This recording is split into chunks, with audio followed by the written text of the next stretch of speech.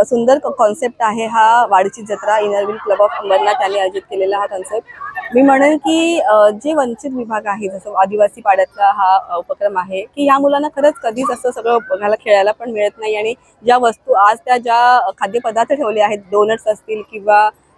Pizza आहे किंवा पाणीपुरी आहे किंवा असे पदार्थ नाही मुलांना बघायला पण मिळत नाही। अशा प्रकारचं ह्यांनी इतकं छान आयोजन केलं आहे आणि त्याचबरोबर गेम्स ज्यांनी ते ठेवलेले आहेत की फन विथ एज्युकेशन मी म्हणेन आणि इतकं छान कॉन्सेप्ट की मुलांना शिकायला पण मिळतंय खेळायला पण मिळतं आणि ती मुलं काही लक्ष नाही मस्त त्यांचं एन्जॉय करतात आहे। आणि मी खरंच रोटरी क्लब ऑफ अंबरनाथ त्यांची स्कूल आहे ही त्यांचं पण खूप मी हे करेन की इतक्या चांगल्या प्रकारे त्यांनी शाळेचं पण काम चालू ठेवलेलं आहे। आता अंदाजे 250 मुलं शिकतायत की जी म्हणजे आदिवासी ज्यांना कमी इन्कम असतं आणि त्या शाळेतून ही मुलं शिकतात आणि पुढे जातात। नेहमी बघितलं गेलं आहे की ह्या ज्या जमातीतली लोक आहेत ही लेबर किंवा अशी काम करतात, पण आता ही मुलं शिकून पुढे नोकऱ्या करत आहेत म्हणजे कुठेतरी चांगलं वळण